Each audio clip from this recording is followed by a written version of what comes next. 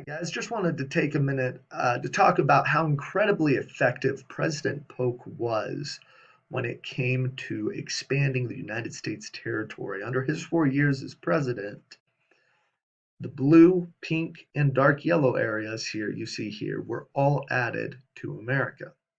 Now, this yellow area here is a Louisiana Purchase made in 1803, and since 1803, America had not expanded all that much. Now, people had been moving from the east to this area, and in the early 1840s, Texas rebelled against Mexico and became their own country for a little bit. Now, in 1845, the first year of Polk's presidency, he annexed Texas to the United States.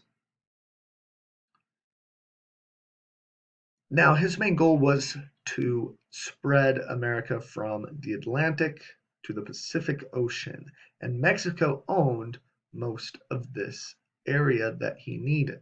This pink was owned by Mexico, this orange was owned by Britain.